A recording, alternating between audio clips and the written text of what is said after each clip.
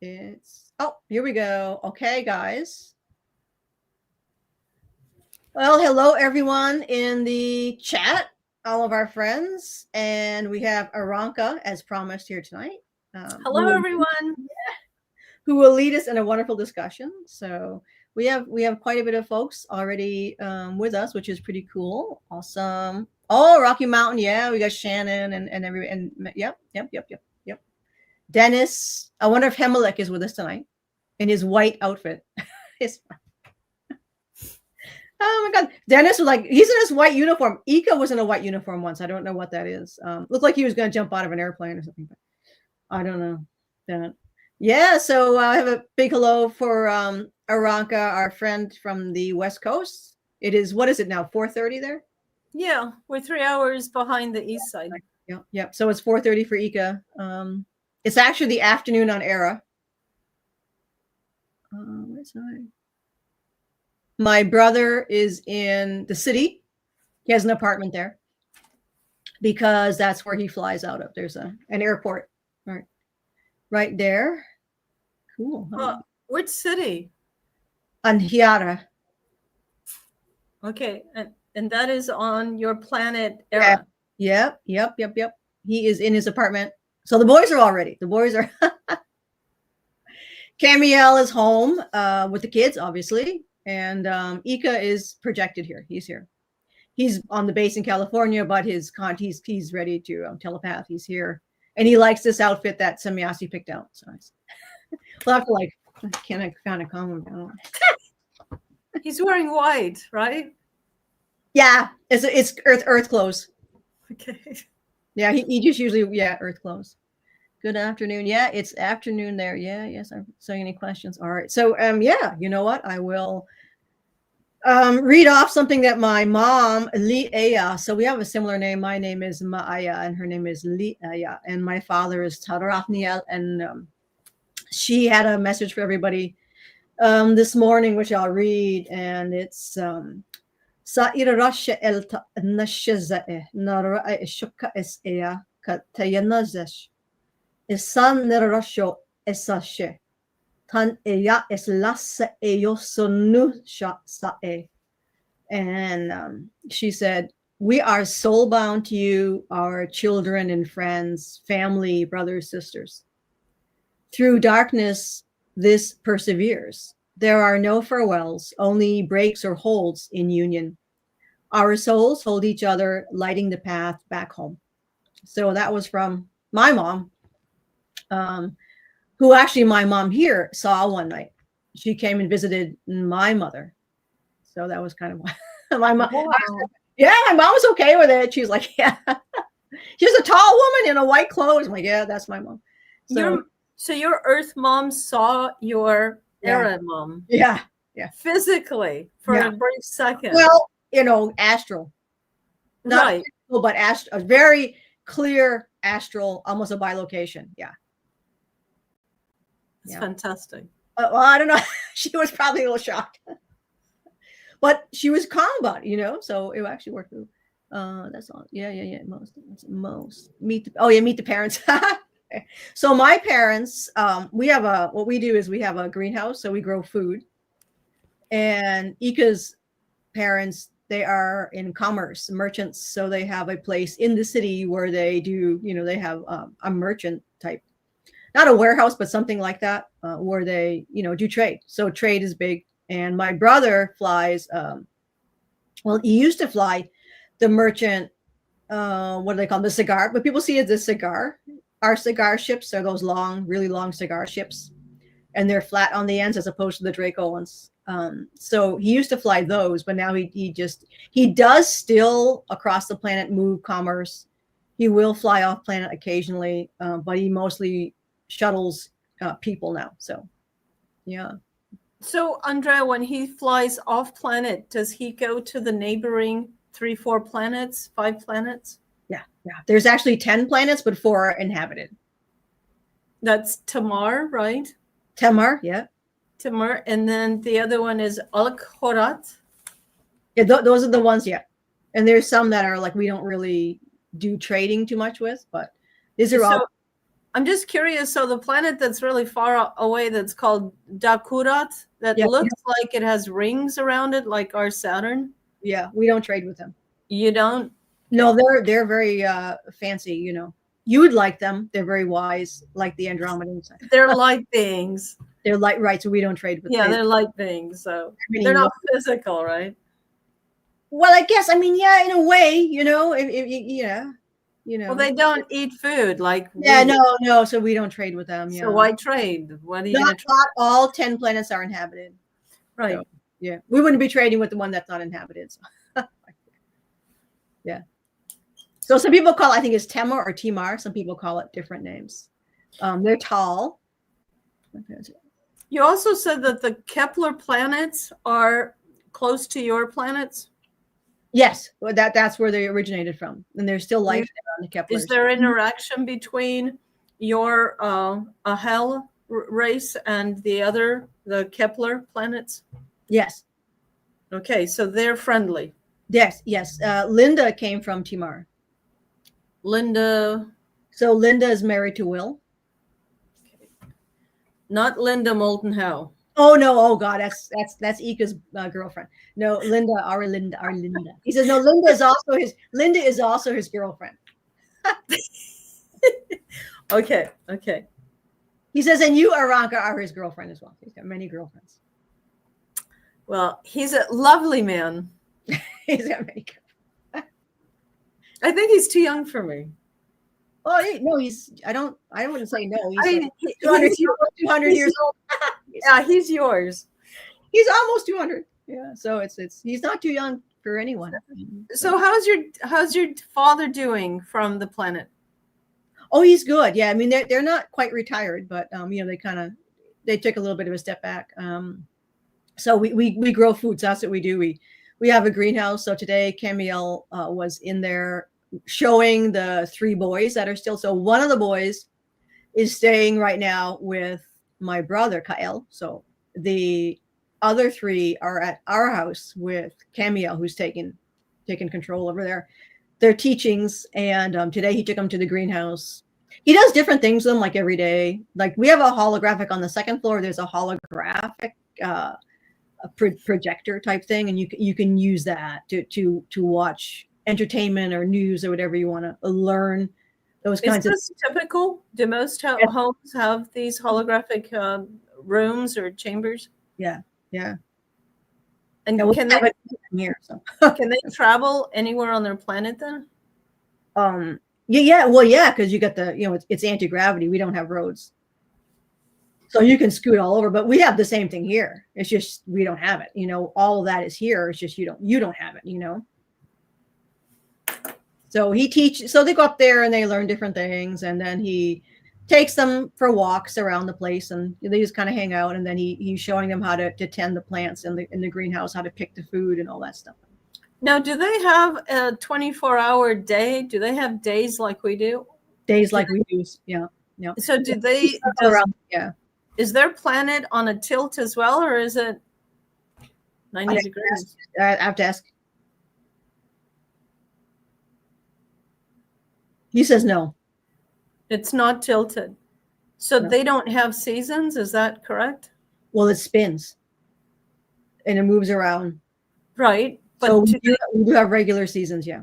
You do have seasons. We have polar regions because it's set it's like Earth. So because I heard years ago that the reason Earth has summer, spring, fall, and all this, the reason we have seasons is because of the tilt that the planet is on. Not so much the tilt, because that would be like the tilt is changing actually. So they're kind of holding it steady because that was the pole shifts that used to happen on Earth. Interesting. So on the Erra, the tilt has to do with the inner electromagnetic frequency. Yeah, there's like on the Earth, toroidal. There's a melted core, so that like some of the core shit can shift, and that's what tilts the planet. So we don't really have the same thing. So the planet itself has the frozen poles, but it also has temperate regions, and then a tropical region. And the tropical region looks a little bit like Greece. Always kind of reminds me of the Mediterranean a little bit. That's where Dennis, she may come up. Dennis is, I don't know, oh, Jen is here. All right. Yeah. Yeah, Earth tilt was caused by the moon. Yeah, probably elliptical around this stuff. Yeah. Well, the placement we have seasons. Yeah. So like Mars is 680 days versus the 365 for Earth, and it's 220 something days on Venus. So they're less than Earth. Less than Earth. So a lot of the people, your people, then are actually what's it called? They grow food, right? Mostly everyone grows their own food. Unless you're in a city, but some people still do. They'll have like a little garden. Agrarians. It depends. So the food is produced largely in like greenhouse type areas, large warehouse greenhouses, but we do also grow fields. We try not to do a lot of field growth. Most of it's in greenhouses. And so where do they get the water supply from? Is it raining there? Or is it underground? Yeah, underground rain, same thing. We have a big lake actually that's right outside our house. So you can pull that. They also get it from the atmosphere if you need to. But yeah, it's different ways of getting the water. So they have lakes, rivers, streams, ocean. It rains, but everything's clean. Everything's pure. Well, because we don't pollute. There's no toxin. They're not allowed. Like some people will bring cars because they like that. And I know Eeka loves cars, so they bring cars from Earth, and the cars are retrofitted because you wouldn't be able to use gasoline there. So they run on water, steam. No, they're retrofitted like with our technology. So it's kind of like electric.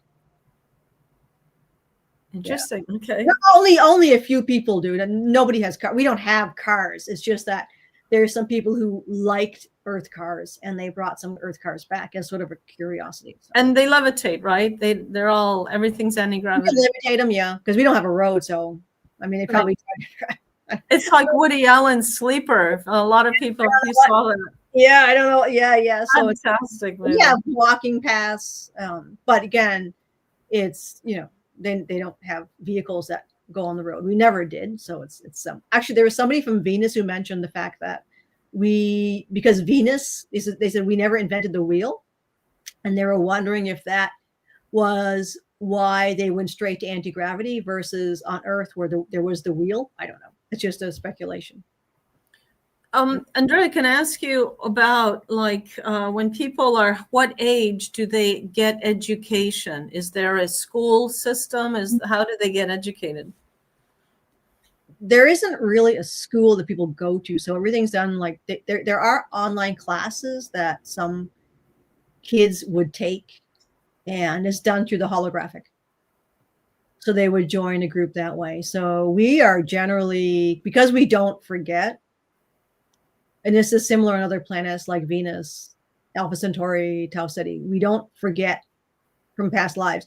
What you see on Earth and the animals, they don't forget from past lives. So what humans on this planet call instinct is actually past life memory. And some humans have this as well.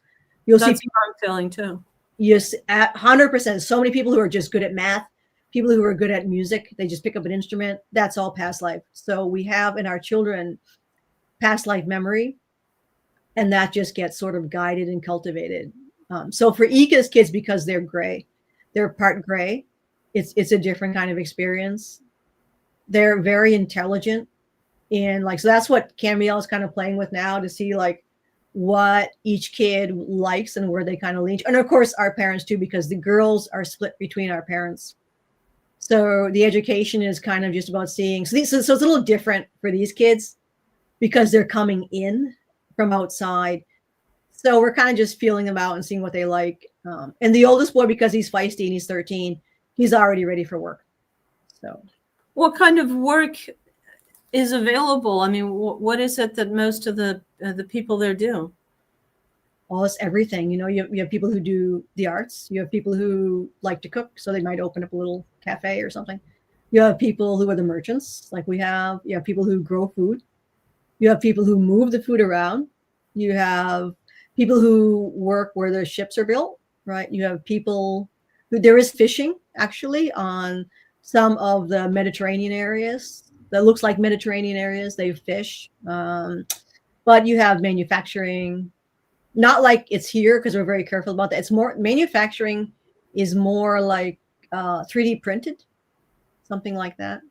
It's like complicated 3D printing. So ships are molded. They're not fabricated. They're not banged together. They're actually 3D printed. And a lot of ships are actually created and built off planet.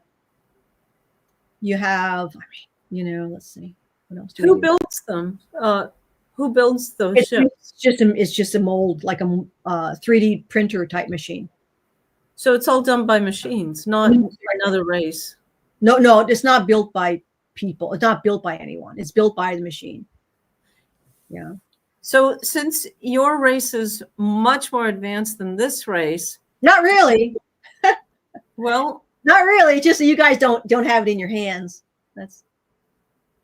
Well, you certainly have more knowledge, I think, at building ships and working with higher dimensional beings than the planet's race here does. Well, that's because they prevented. You're freer, right? Yeah. So actually the people here, the ones that run the planet, we're working with very high technology. I wouldn't call it high dimensional, but they were working with very advanced technologies. The Greys and the Reptilians have very advanced technology. So that's what the Cabal was working with. Well, since Eeka's here, right, yes. Been here for quite a long time, he feels like his knowledge level is much higher than the knowledge level of the humans. Oh, yes. Well, that's only because you guys have been prevented. It's not because they're, better or anything. It's just that you've been prevented on this planet from understanding things. So life skills are part of them. So it is part of the education, right, on Erra, that your consciousness is just left to expand and ask tons of questions and evolve. You're not suppressed. Right. It's if everyone on this planet was, so all of the stuff that you need is provided for you. We don't, it's not like communism, because that's a whole different thing, because most communism on this planet is actually dictatorship. It's a different totalitarianism. So food is provided. We don't have money. There's like a point system, like a digital, I hate to say it, digital ID, but in anything when it has to do with technology, it's not the technology, it's who's behind it, right? So I have AI that they put into my head. I would never allow any Terran to put AI in my head. So it isn't so much the stuff, it's who's behind it. So when you don't have a society that's basically Sikar, that's Draco, Alpha Draconis, where it's dog eat dog, top-down, hierarchical, hegemony-based, survival of the fittest, basically violent and aggressive, then you'll see a different society. So our society is based upon a sustainability construct where, basic needs are met, housing is met, food is met. We don't have competition. Now, that's not saying some people can't be competitive. They can be. I mean, it's an entire planet of like over 1 billion people. So I know there's some people who think there's only a couple million. It's actually more than that.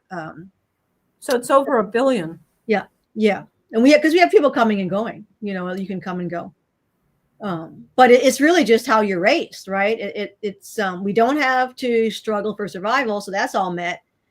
Everybody's interests are cultivated.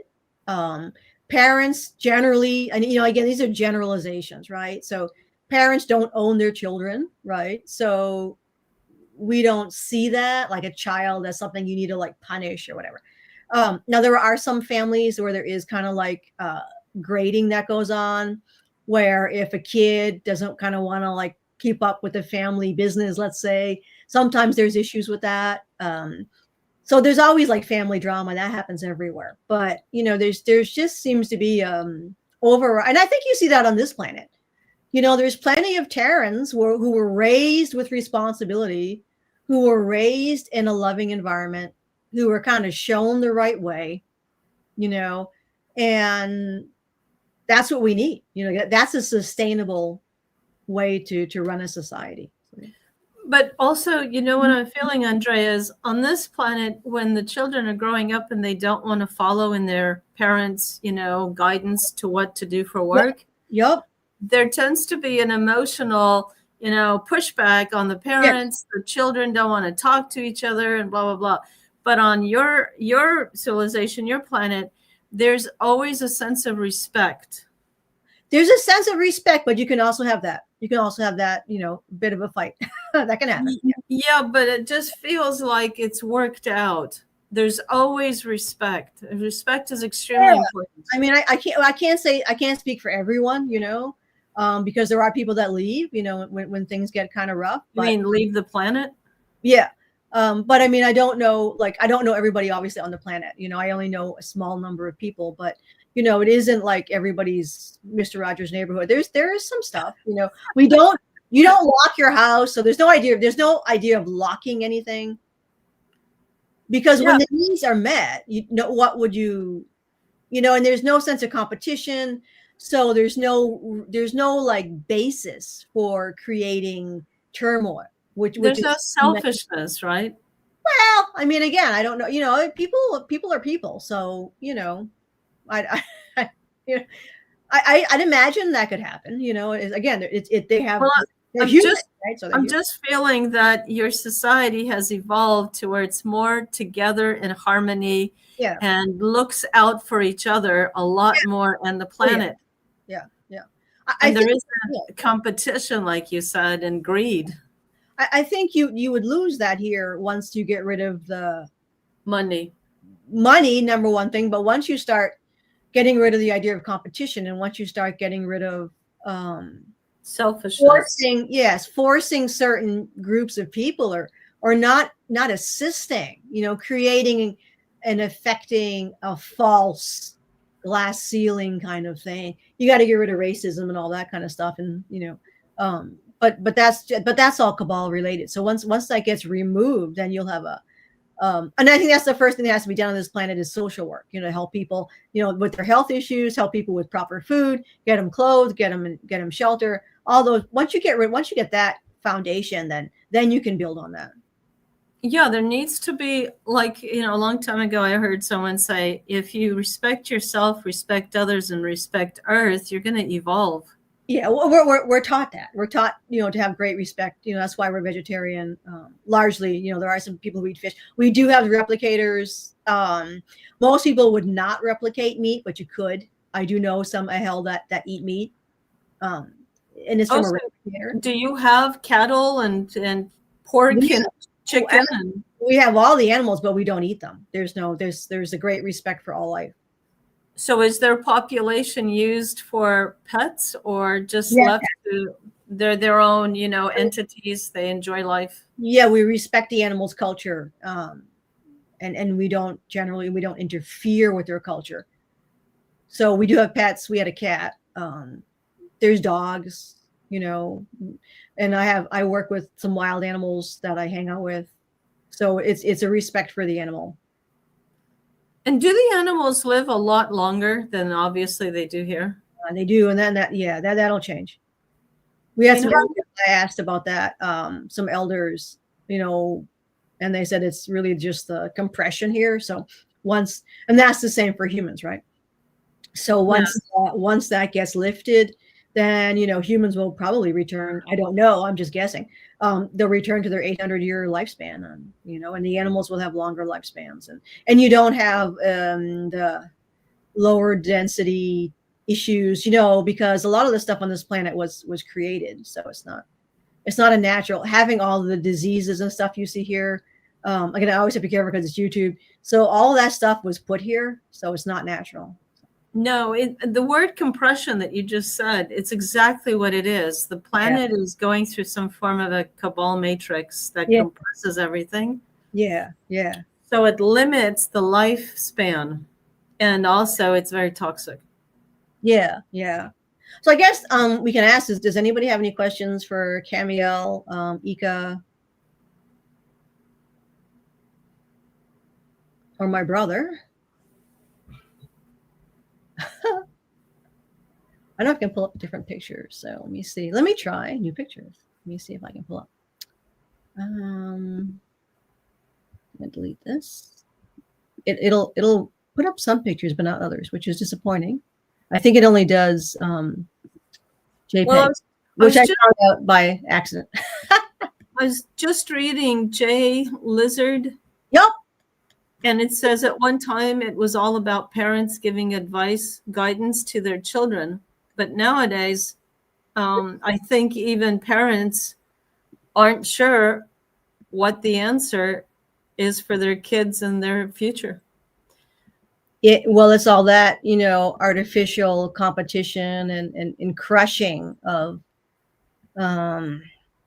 prosperity here. I mean, it's just, it's getting impossible to. It's taking away a foundation system. Like they used to have a foundation in the 50s, 60s, 70s, and that started. Yeah. Oh, that won't work. Let's see. It's floating. It's changed. This is Camiel. Yeah, it's. I mean, again, I guess as my father always said, you always have the ability to start to think and to start to figure out your own way. I mean, that's the thing. I think once people start thinking for themselves, to stop following the programming. This is the biggest thing I think that everybody's been hammering. This is what the disclosure community, all the tinfoil hat people, this is what we've been saying is like, you gotta stop following the program. You gotta start to think. You gotta start to reason, and just distance yourself from all the garbage media, constant drama and circus, that they're creating. So it creates chaos. You don't know who to believe. Right. So this is my cousin Camiel, taking care of the kids. He's doing a great job. They think he's the best thing since sliced bread. It's so cute because he's tall and they're only little. So it's kind of, he's like has to bend down. He bends down. He shows them, and it's he was teaching them today. He was showing them how to toss rocks into the lake. So that was one thing he was doing, as well as the more beneficial things. And he's cute. He like cooks for them, and he shows them how to cook and what to do. And the neighbor girls that he's friends with, they come over and keep an eye on things. But Camiel's rocking it. Well, I have a feeling Earth girls are really going to like him. Well, now Louise said once these men come, some women will find them pleasing.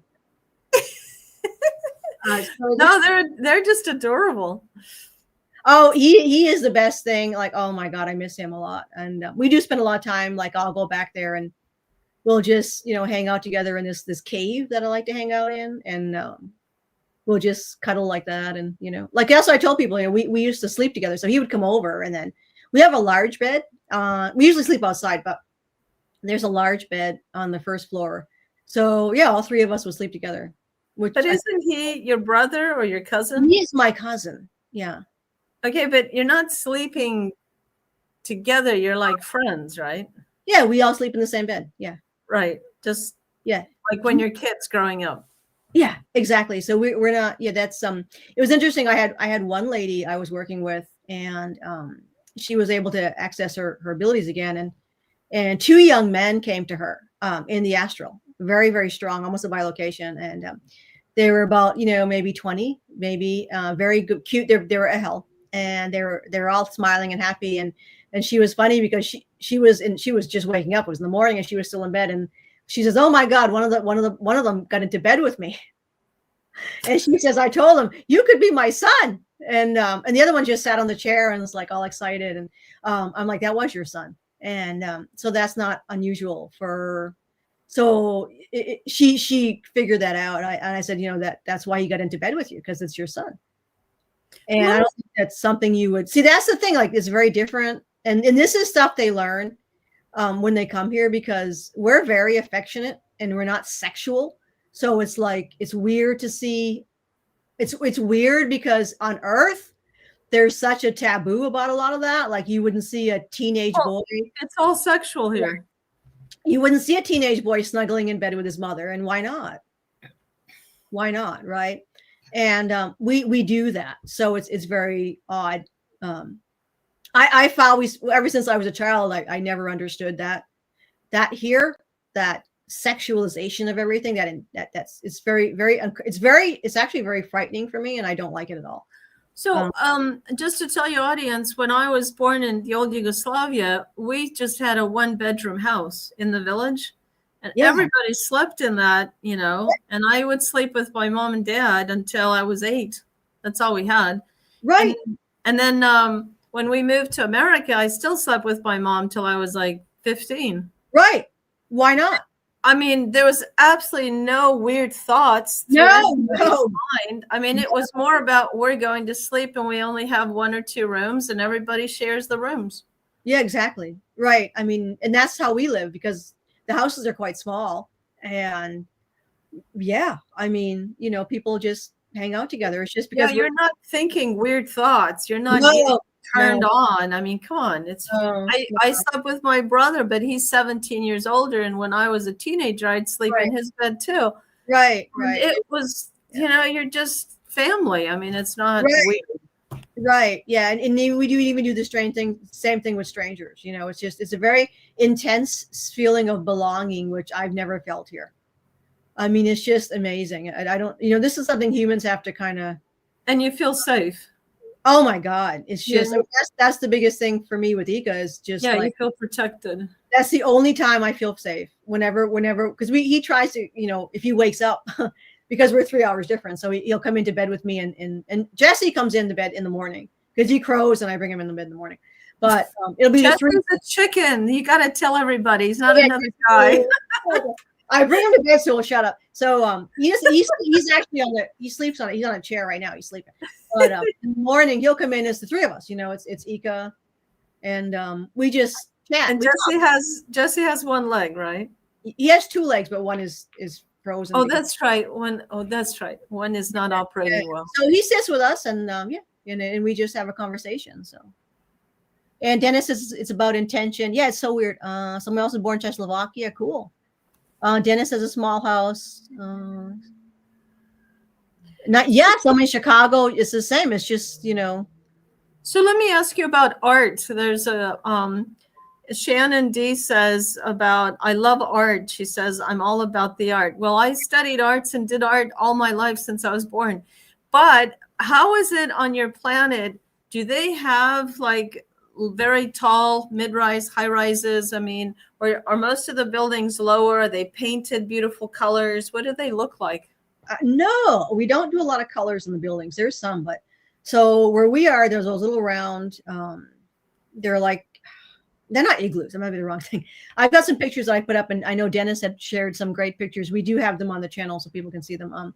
They're like pods. Yeah, let me see if I can try to pull one up here. In the Middle East, a lot of the village people, that's what they build. In Latin America, that's what they build. Remove from studio. There we go. Okay. They're studio. No.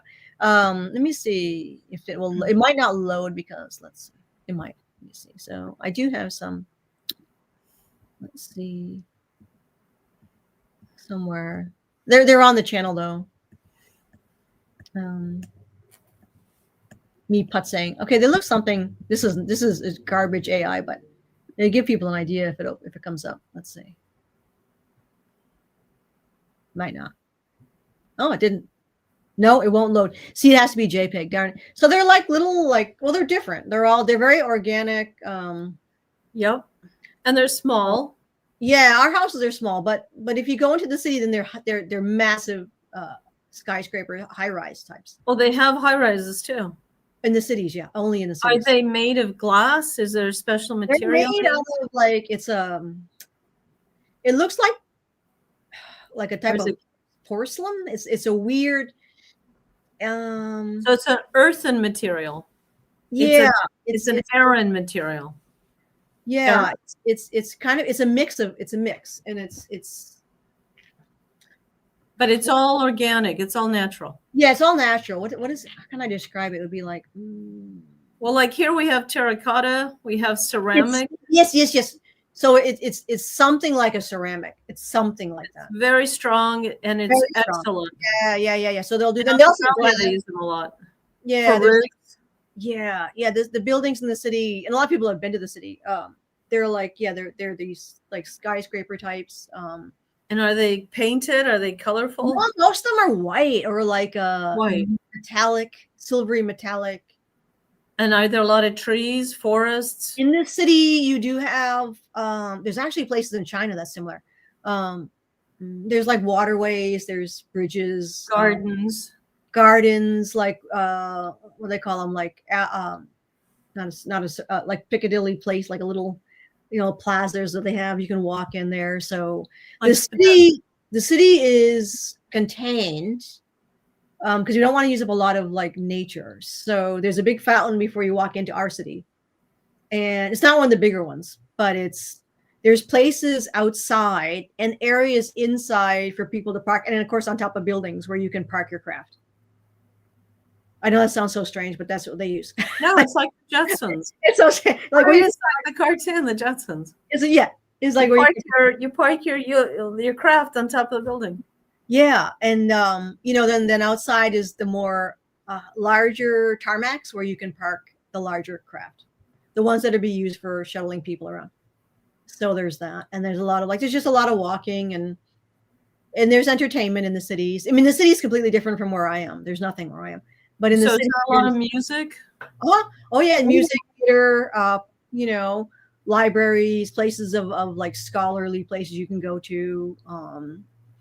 Yeah, like more like a library type thing, and then there's like spa areas where people would go for medicinal treatments, things like that. There's almost everything we have here. You would see there. It's different entertainment. I'm going to have to bring Tool back because I like all my rock stuff now. So, and I got Eeka's hooked on it, and Camiel loves the Three Stooges. We showed him that, so he likes that. So they do like a lot of we do have access to entertainment from other planets that you can watch. Yeah, a lot of people are interested in Earth for sure, and they connect with their families, or they connect with friends and stuff here. So do they have different dialects across the planet? Yeah. Or does everyone speak the same way? Well, there's all different people. So there's all like different species in mostly in the cities, but it could be anywhere. So it's very Star Wars. Can you just name a few of the species? Oh my God. Whatever comes to your consciousness. There's thousands of species. There's like on the planet. Wow. So in the city, like there's some look like the Lí-eyans. There's like the cat people. You got that. And if I can I'm going to try to go there now. Let's see. Well, who would be what? Because it's afternoon, so the city's quite busy in the afternoon. There's like different colored skin people. There's like silvery blue people with like white hair. There's like blue people walking with no hair. There's some tall people that are very pale. Do you have any Andromedan races? They come, not often. These are all humanoids. There's like I can describe it. Like in Star Trek, I think one of the characters has that. That's just what I was thinking. What's his name? I guess it's hard to describe some of these people. Well, there's so many characters. The ones that go to the bar. They look something like this. They got dark hair, but they have like weird skin folds. Their skin is kind of like coarse, like thick, like elephant skin, and they have but there's a guy that's similar on Star Trek. Yeah, I know who you're talking about. Yeah. So there's some people like that. Somebody said, can you get a cup? Yeah, we have coffee. Yep. We love coffee. We have all the same food you do. Except the meat. So there's like reptilians. So Andrea, this is starting to create a picture, I think, for everybody that it feels like your race. Well, there was Klingon. That's what they're not Klingons, but they look something. There's a race of humanoids that look like Klingons. Yes. So it feels like the Ahel, were they ever here on Earth before the humans that are here now? Yeah. So they've been here. Yeah. They've been helping all this planet. And the Native Americans will tell you all the stories about the Pleiadians that came here. So we came from Ma-eya. We came from Ma-eya. Keplers. Remember the Lyrans. So the Lyran Wars, and that's what happened. That's how we got spread around. So the Ahel were here on Earth and then they left and went to Erra. No, they were in the Lyran, in the Kepler systems. They were in That's Lyran. right. And then the Lyran Wars forced everybody out. Yeah, there was a massive diaspora, and we went pretty much everywhere. There's subsets of the hell, but a lot of us. So Procyon, there's someone Procyon. So they terraformed Erra, but it's not just a hell on Erra. It's, you know, we don't. There's no like. There are some that look like Native Americans, and there's some that remind me of like Poland. Like they have their cultures. That's not similar to Poland, but it's like they wear different clothes. It almost reminds me of Eastern Europe. Some of them are the ones who fish. So does the name of hell have a profound meaning, Vincent? I'll ask Eeka. I don't know. That's a good question. I don't remember.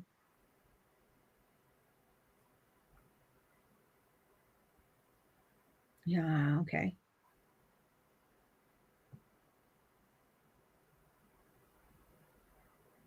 He says the best way I'm going to describe what he gave me a feeling. I wish he wouldn't do that. It's like it represents it's sacred. Kind of like if you think of a Native American's tribe name, it represents our community, our diaspora, our culture, our language, our food, our clothing. So the name hell recommend is sort of a something. He says pride. He says pride. But it's like a family. He says it represents the family, like the mafia. I know, it sounds like it. Yeah. So I'm curious. Yeah, Erra, Shannon, you can talk to Eeka. He's been hanging out with you anyway. So Andrea, I have a question for Eeka.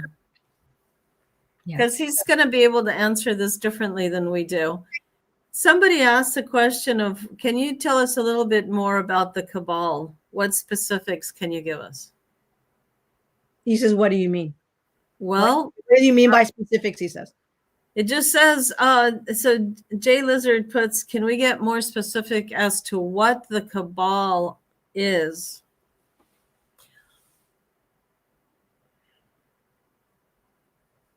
He's not sure what the question is. Well, I would say, who are they? Can you just list off a few characters? They are humans. He says they are humans. When when I'm working with the planet and I see a lot of dark stuff, I always feel that the dark stuff, well, the stuff that I'm exposed to, it's coming from off the planet. But a lot of the Cabal stuff here is military and people that are controlled, that are the super rich, that are being controlled by the dark side. So I just call them dark forces. They have their own agenda. So we just call them the dark forces, the Cabal.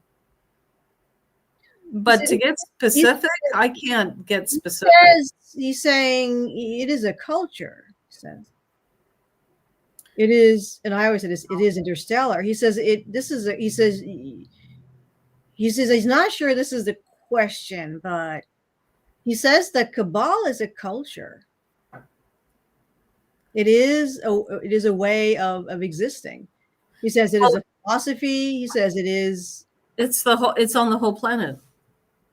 Yes, he says it's not just on the planet; it's off the planet. It's an interstellar. It's on other planets, and he says it is a way of being. It is a way of thinking. It is a way of running a society. He says it is a culture. He says I don't know if that's answering your question. Yeah, that's true. But it is made up of more than just humans. He says, well, yes, but he says in reference to Earth, and he says it is the Cabal on this planet is human. Right, I understand. I hope that answers the question for the gentleman. To be more specific, I'll run it by him. Is Plesia? Yeah, Plesia, I think, is just a German word, isn't it? The Plesia, isn't that just a German? Plesia doesn't feel German. Plesia. Yeah, it was what Billy Meyer called them, the Pleiadians or something. I think somebody said that he kind of made up the term or something like. He made it up. That's not a German word. Yeah, he says pleasure. Yeah, I don't know what it. That's what he called them. That came from Billy Meyer. It's like he spliced two words together, created a word. Okay, all right. Yeah, it is. Yeah, yeah. Well, Pleiadian is a human term. So here's a lighthearted question.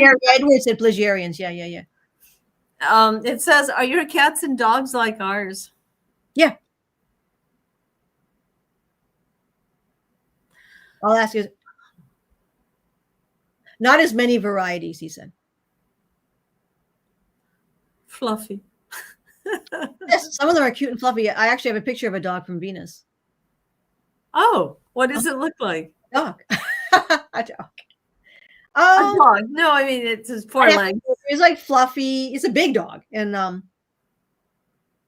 of reminds me of those sheepdogs out in the but different color. You know those sheepdogs they have in like Transylvania? They're like big white dogs. Yes. Like a guardian, those livestock guardians. Yes, they guard sheep. Something like that, but a different coat color. Yeah, the Spaniards have a lot of those. Something like that. That dog was from Venus. Yeah, well, everything on this planet is other planets. Solution or something. Yeah, we brought all the animals from our other planet during. I mean, millions of years ago, when the Lyran Wars were on. We brought them to Erra, and all the food, the vegetables. I love the figs. I grow figs in there. I love figs. Oh, yum. So we have a cookie. I was talking about I asked him today, like, what his favorite cookies. He likes peanut butter and he likes oatmeal raisin. I said, gross. I don't like raisins in my oatmeal, but he likes the oatmeal raisin. And we make a flat cookie. It's like a sugar cookie, but it's not as sweet as a sugar cookie. And it's very flat, and then you put jam on top. Gross, but that's a cookie that we make back home. So back home, do they use wheat? Yes. Wheat, yes. They have wheat. Do they have corn? Corn, absolutely. That's where the Indians got it. Do they have buckwheat? I'll ask them. Yes.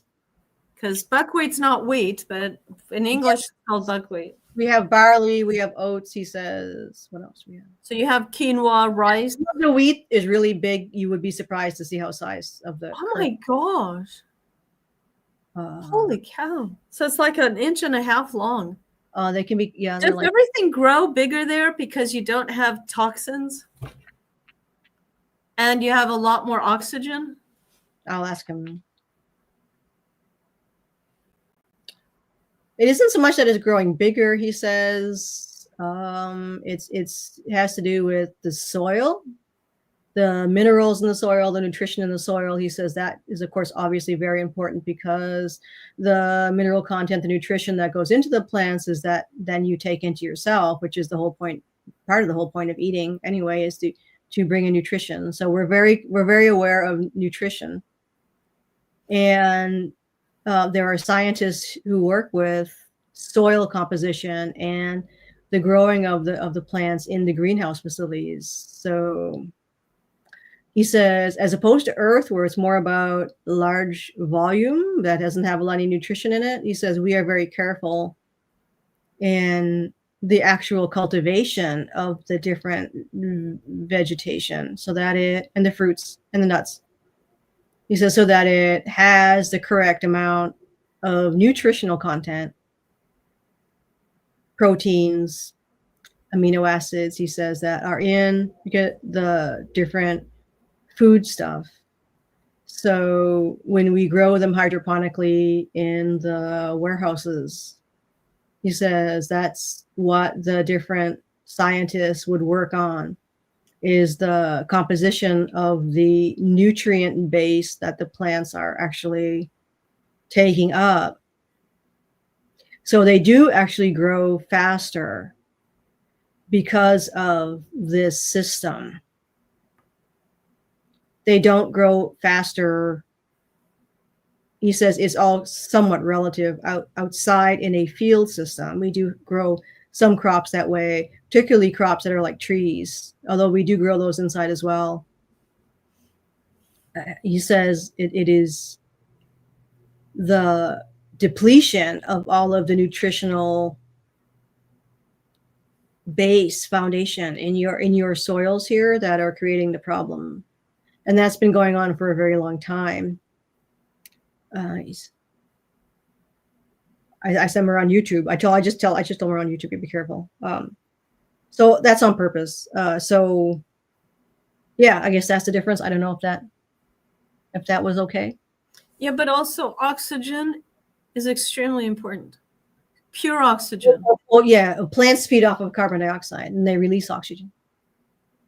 So you know the air's all right. The atmosphere is different from Earth. It's not polluted. Yeah, it's pure. Yeah, it's not right. So if Erra only has about 1 billion people. Well, around, I mean, give or take. Well, so where is all this carbon dioxide coming from? The plant is just natural. It's part of the natural. When things die, right? Well, the animals die, yes. So that's natural. But it's just the ecosystem is balanced. You don't need people to create carbon dioxide. Exactly. That's what I'm feeling. Is it's all everything on the planet when it's living there. It's not just people. Right. So, yeah. Well, plants release carbon dioxide. Yes, and oxygen. Yeah. So at night, the plants release carbon dioxide. It just feels like algae will release carbon dioxide. It just feels that your planet is got a sweetness to it. It's sweeter. Well, it's just not poisoned. Exactly. It's sweeter. Everything is sweeter. The oxygen, the food, everything, the water's sweet. Well, that's because that's the culture of the cabal, and like you said, like that's a culture. So that's how they like it. They, if you're looking at the Draco that were here as well, this is how they like it. Like they don't. It's not. It's more about control. Let me ask you.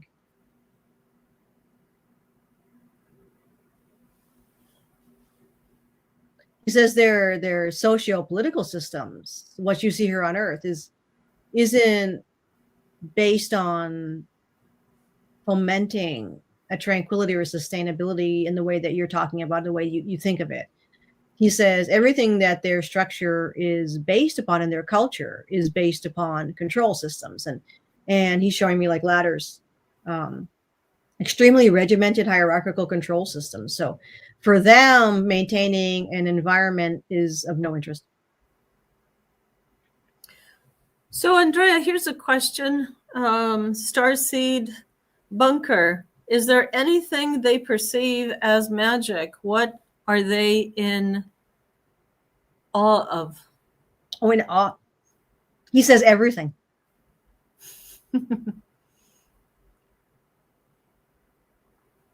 You want it? So I'm assuming everyone's telepathic, right? They don't have to speak through the mouth, fifth chakra. Yeah. Well, it's both. So when we have a conversation, it can be both, but it's mostly, I can hear him. Yeah. When we have a conversation, it's words, but I see his thoughts, if that makes sense. Mm-hmm. So animals are telepathic, of course, yes. Of course. Also are people. They just people are telepathic. What's the scoop with 3? Oh God, it's hard for me to read it. Comments? Yeah, I know. No, it says 3-eye atlas. Oh, we're not going to get involved with that. I was going to say, I'm sorry, can we pass? Yeah, that's, yeah. You can get the news on other channels. Oh my God. Everyone's talking about it. Is everyone looking for the meaning of life? We're like on Earth, or? I think the person's referring to Erra, your planet. I'll ask him. He's laughing. Some people see him actually. Go Good thing he has clothes on. It's not Will. Wasn't, He's not naked. Will likes to do it. Will lets it all. He likes that. Let's see. Well, we were born that way. Yeah, there's no. We do wear clothes though. People don't go around naked, except Will. Let's see. Now, what does it mean? What do you want to say about that? We don't view it as an existential dilemma.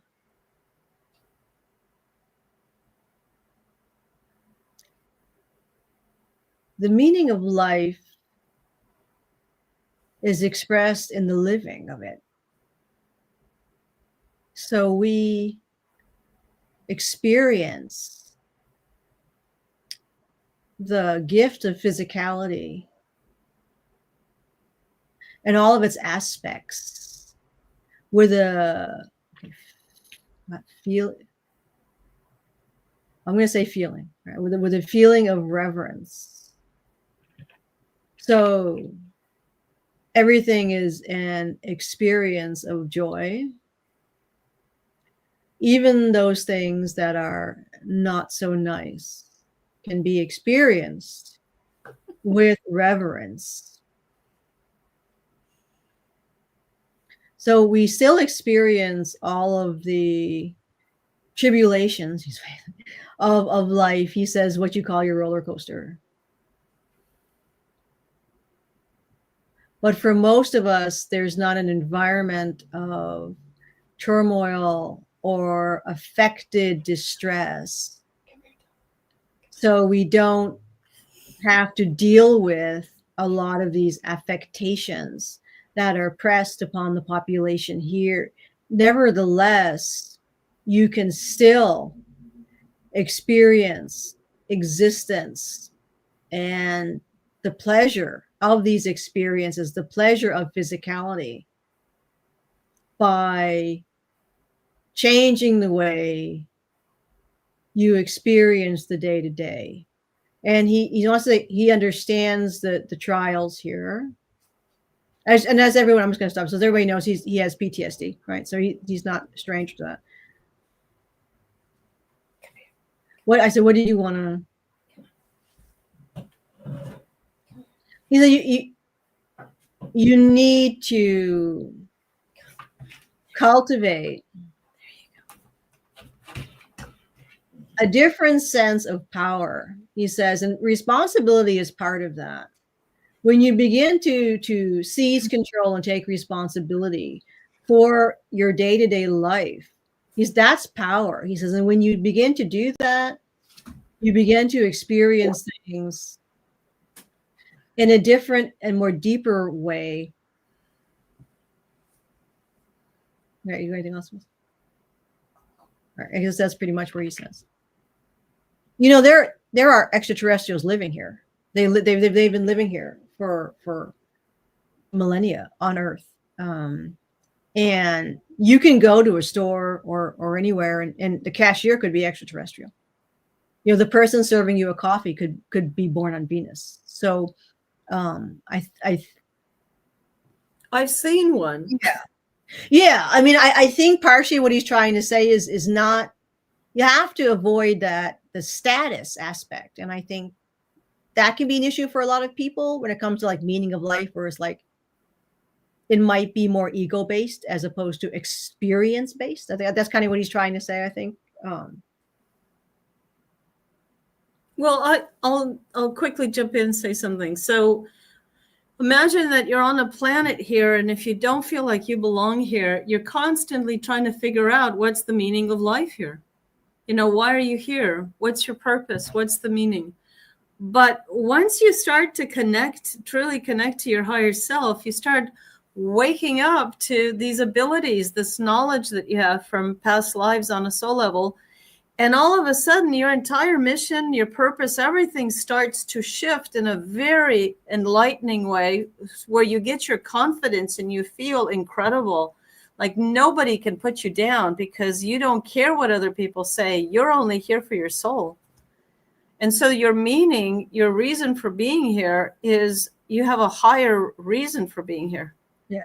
He says that's changes you. He says that's actually very eloquently displayed, Aranka. He said exactly. He says, yeah, it's now that's fair. Like, you know, and we all know that he's been going through a rough patch. And he's on a roller coaster a lot of times. So it's not he's gone through an enormous amount of unbelievable stress. You know, it's combat stress. So, you know, and it was really bad. So I mean, it isn't like, you know, we don't have it tortures the mind. Yeah, it was really bad. And I told him, I said, we're probably going to have to go to Arcturus just to release some of this stuff. So, you know, well, go to the crystal planets and ask to go into the emerald green chambers. Yeah. They will heal the heart, the emotional parts. Then go into the amethyst planet, the amethyst crystal chambers, and that's for this part. You know, activate both hemispheres of the brain, get everything detoxed, get everything to a much higher frequency. Yeah. Yeah, I mean, I think if people can just stop, you know, putting so much weight. I think that's the problem with this planet is people put too much weight on like this existence, and it's not an easy thing to do. It's something like you have to like train your mind. So, you know, understanding your past lives, who you were in past lives, and look into your future lives, and realize that, you know, this is just, I mean, we don't know what's going to happen, right? So some amazing things could happen. You know, we don't know. No, we don't know. And that's one of the things that a lot of the ETs will talk about is like, you know, why are you worrying about something that didn't happen, right? So, right. And why is it negative, or why would it be positive? Just enjoy the now. So just enjoy the, you know, the current moment, right? And to figure out ways to get through some of the hurdles, but not to put so much weight on these kinds of things. We go through the same thing, you know, there's tragedy, it's just, that's just the nature of physicality. But I think, like, as you said, Aranka, when you connect with who you are as a higher being, this is temporary. I don't care what planet you live on. The physicality is temporary. So when you start to see yourself, as you mentioned, as a multidimensional and as a, like, you know, higher energy field, higher consciousness, then things aren't as, no, you have nobody to answer to here. It's like, who cares whether you come from that part of the world, this part, white, black, yellow, it doesn't matter. The most important thing is your soul and why you're here. Yeah. And you know, we're here to shift stuff, and we're doing our job. And see yourself as a great benefit to Earth. I mean, she loves us being here because we're like lighthouses, and you're benevolent. Your energies are beautiful. Earth needs us. We're not like everybody else. No. And well, Dennis says Hemelech was there, Arcturus, healing after the attack. I know, that's where we're going. I know. I saw the place he was at, and that's where we're going. Yeah, or go to the tropics. That's it. Yeah. What was it? Super Soldier. Oh yeah, Super Soldier. Oh, Shannon. So there was quite a few ETs that work at Walmart. Oh yeah, they're working at stores. And there's a lot. I saw an ET at the dollar store. Absolutely, they're working. Yeah. I mean, I've seen them at $2 stores, actually. Yeah. So we don't have ambition like that generally on our planet, where it's not like, you know, oh, I want to be a scientist. Oh, I want to be, you know, like serving somebody or serving all the people at a cafe and Lí-eya. I mean, it's like, why not? There's no, see, when you take out competition, when you take out ego, so other humans may still feed off of that. But that doesn't mean you have to. Doesn't have to have any meaning to you. So, you know, once people start removing all that stupidity, then they'll realize. You just hit it on the head. It's ego. It's ego, right? Yeah. All of us have a mind, so we all have a certain amount of ego. Right. And when you start connecting to your real soul, your higher self, and you start activating those massive skills and knowledge working with light, and you don't abuse your body with drugs and alcohol and try to stay away from that and the Wi-Fi, you start to connect in a meditative state, and every day you're going to feel happier. You're going to feel better about who you really are. And again, like all that stuff is part of what we're being bombarded with here by the so there are huge hurdles, and that's why I think so many Terrans are respected, and of course the Starseed are, we're the envoys and stuff here, but there's a great respect for what we're doing, and they understand the hardships of what we're experiencing. But you're not alone. There's plenty of ETs that came down here by the thousands in their ET physical body, and they are living here. They do not have any help. They are working down here. They are surviving here just like you do. I mean, Eeka went through, he was in combat. I mean, his experience, not only in the training on the ships, but he's very, very innocent. Can we ask Eeka a question? Yeah. So, yeah, he'll answer it. Uh-huh. Let's talk about Saturn. So, Eeka, what can you tell us about what's going on with Saturn right now and its influence over this planet's race? It's not Saturn, the planet. It's the life forms that are controlling us from Saturn. They are no longer controlling from Saturn. That was taken down a while ago. They had relay stations in the rings of Saturn, and they also occupied Saturn. That's been removed. It's getting dissolved. There are benevolent ships off of Saturn. Saturn is being terraformed and fixed up for Terrans who would wish to kind of go frontier, he says, and try creating a civilization there. He says, and we have seen that that's what's going to happen, that Saturn will be repopulated not only by the other extraterrestrial, as you call them, races and species, but it will be sort of, he says, it'll be a cultural hub for many of the Terrans who choose to leave this planet and go on an adventure and set up a whole new base there on Saturn. It's quite lucrative. He says there's quite a bit of resources there that the Terrans will be able to trade off planet with other races who will also come onto the planet. So I said Aranka is talking about the technology that has all been removed. So where did all the bad guys go that were on Saturn?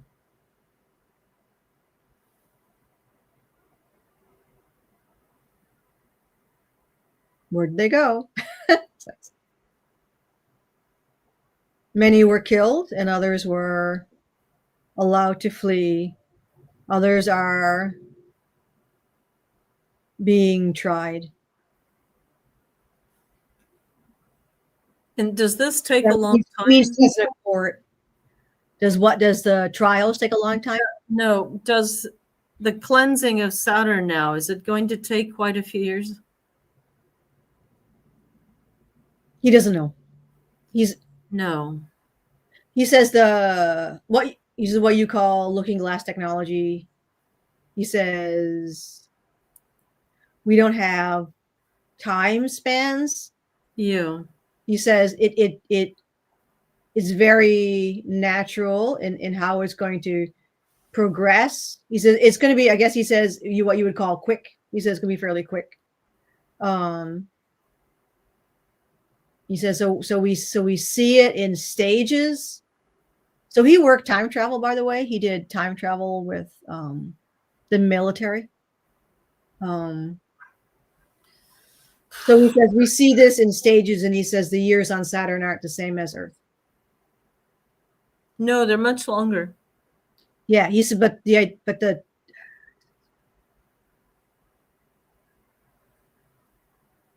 Saturn just feels really crippled to me. It is. It is. He says some of it is. He says some of it are actually already ready to go. He says some of it is already. Did he have missions near Saturn? No. No? They do have missions. He was not on the missions near Saturn. Was he on any missions near Jupiter? Yes. Yeah. So to slightly change the subject. Yeah, I don't want to get him too far into it because he might like get. Yeah, let's change the subject. He's gonna. So, oh my gosh, listen to this. So, do you have mosquitoes and disease ticks on your planet?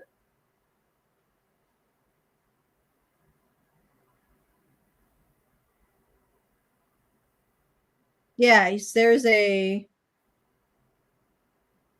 symbiotic relationship of the insects with the plant and animal life on Erra. We do not have any disease carrying insects. No. So the reason is that was created. Yes. Okay. He said, okay. What you see is a deliberate, unbalanced interaction between these insects and your population and other animals. He says that was deliberate. Yeah, on this planet, Yeah, what many he's saying, things yeah. are treated as harm. Yeah, what he says is that was all deliberately set up to create turmoil. And it's completely, he says, it's completely unbalanced. That's basically fake. Okay. Yeah, on Erra, they don't have this where one life form will cause harm or eat another life form. Well, the animals do. The animals kill each other? Oh, that's nature. We don't involve ourselves in that. So it's to survive. Correct. Yes, they're not all vegetarian. No. So, well, that's in fact, so neither are the people. We have people that eat fish. Eat fish, okay. Yeah, they fish. There's some people that fish, yeah. I have replicators, yeah. I have a question for you guys, for you and Eeka and your brothers, your cousin. So do you have really tall Lyrans on your planet? Yes. And do they look like lions or cats as in domestic cats? Lions. Lions, that's what I'm feeling. They're like 12 to 25 feet high. Right? He's never seen 25. He says, yes, they can go like 11 feet. Okay. Uh-huh. So the really tall ones do not live on your planet. He's never seen any. Yeah. Because I can feel them. I just don't, they live somewhere else. Okay. Yeah. Well, they visit, they don't, live. Yes. Some move there, but most are visiting or doing business. Yeah. It's like the humans here. We had many different sizes. Now we're basically all under 7 feet. Well, that was, we don't know the story. Dennis, right now there's a lot of protection in Saturn. Yes. Yeah. Oh, yeah. It's just a matter of cleaning it up. We actually we remote viewed, there was actually possible, not refugees, but lots of humans that are going to want to go there. So we're going to have extraterrestrial guides and also human, like starseed envoy type guides who are going to assist the Terrans with starting a new life on Saturn. Yeah. So they're going to go other places. So once this gets cleaned up, the option is to go other places. I have a comment for you. So our sun, I don't know if a lot of people know this, but our sun interior is actually cold, and it's also inhabited by civilizations. It's hollow. Yep. And I'm wondering if Saturn is now getting cleaned up, if something on inside our sun is going to get cleaned up too. Yeah, everything is. Yeah. So somebody have Edward. What are are there notable differences, Mike? Are there notable differences in the physiology of the hell compared to Earth humans? No. Other than, there's DNA that's different, but they're completely compatible here with us. The only difference is that they're not. So when a woman,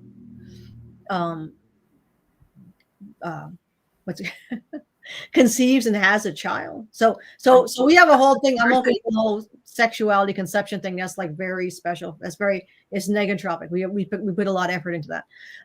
But the woman's body, when she produces as a mammal, they're mammals, right? So when the woman is carrying the baby, she has all of the proper nutrition, which you don't have here. She doesn't have any of the problems, chemicals, poisons, anything like so. So her body is so women are compromised on Earth, so that's why they don't produce babies correctly. So because they're poisoned, right? So our women are not poisoned. They're able to carry and feed the baby correctly. So after 7 months, you give birth, and birth is very easy. I mean, I personally, I'm going to say, they ain't no easy birth because it's coming out to, you know what I'm saying? It comes out the same place. We've got discussions on 7 months. God forbid you suckle the thing. So then the milk that the woman, like a cow, right, for the baby, that's much more nutritious than the woman here on Earth, again, for the same reasons.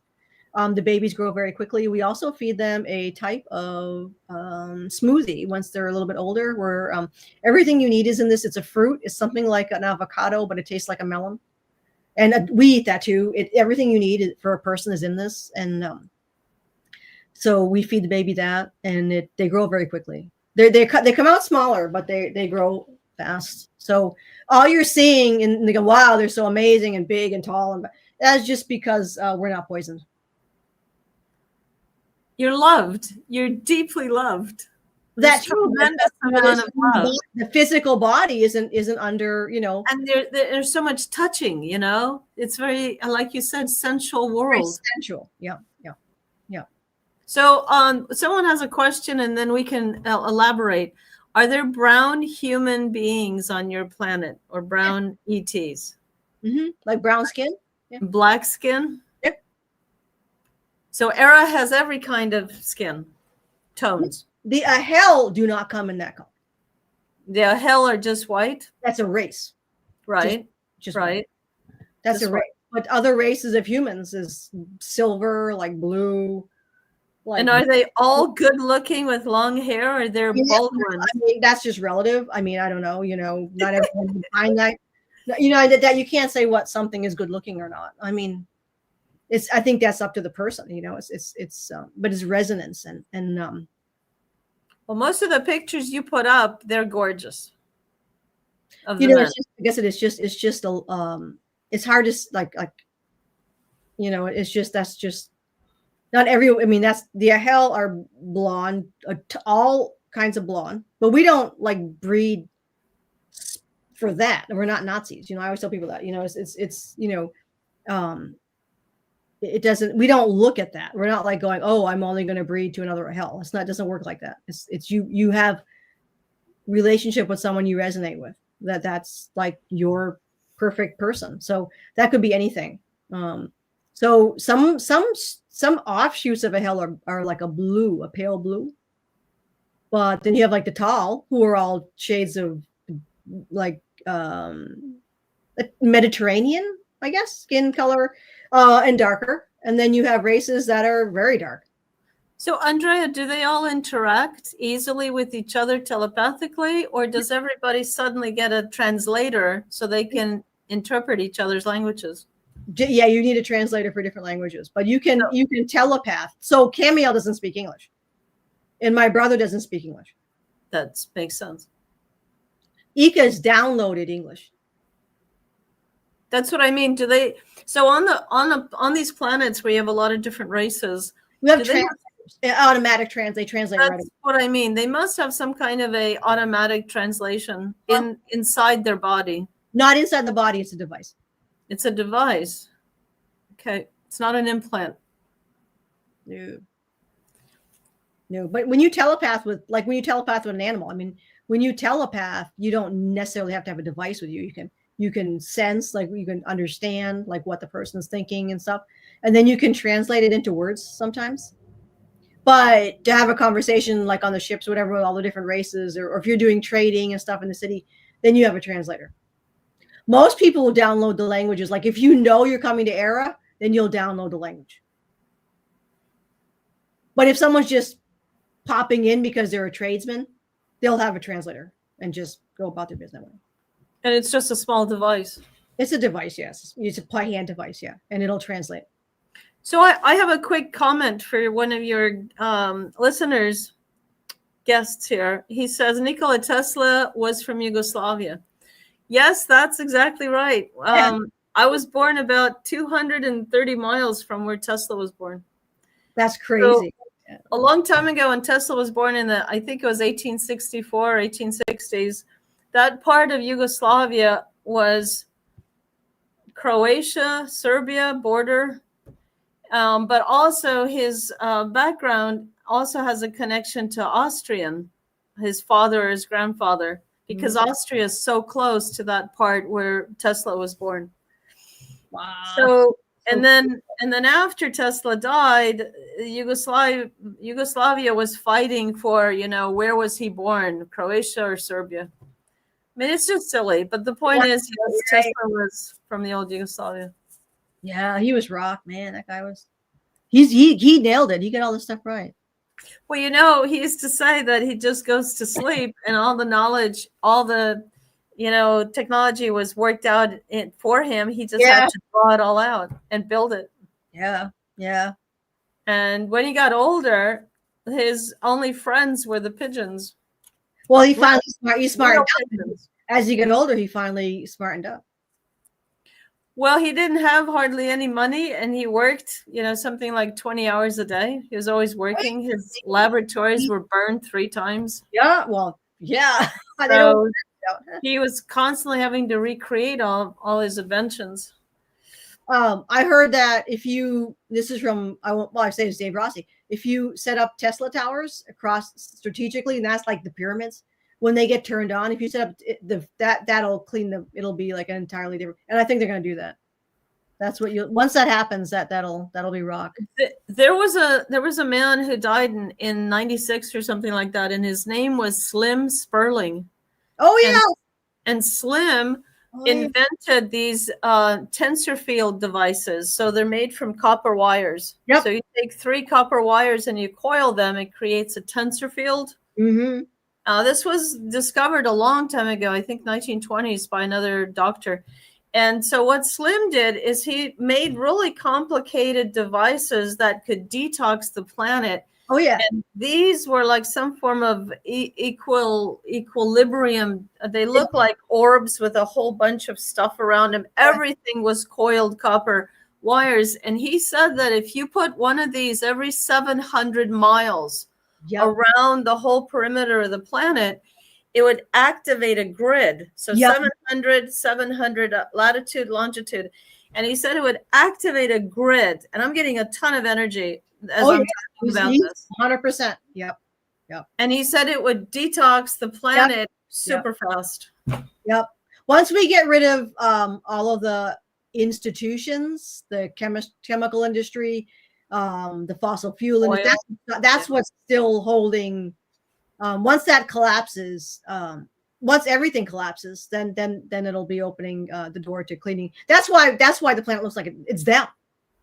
It's all them. They're like parasites. Well, yeah, what we're here to do, many that are being born on Earth now are pure light. They've never been to this planet. Their souls are from the cosmos. And so imagine a mass of beings of light just coming and coming for the last 100 years. Yeah. What's going to happen is we're going to tilt, this awful energy that's been here, and we're going to start creating these devices, put them online for free so everybody can start buying them. Oh yeah. And then donation, it's obviously you need donation. You can't live. Well, I think that's what that thing that the government people put up on Trump fake, I think that was the beginning, because Dennis, she actually showed me, was it yesterday, Dennis? She showed me there was a press conference, and the spokesperson for this group was, and you could tell she was lying, because that had meaning. That's I know a lot of people are like, dude, are we like freaking? I think it's happening. It is. There's a lot of people that know what's going on. They probably just don't talk about it with their neighbors. They can't, because this is a final. This is a military engagement, and I think we're in the final play. Yes, it feels like we've got 2 or 3 years, massive change coming by 2028.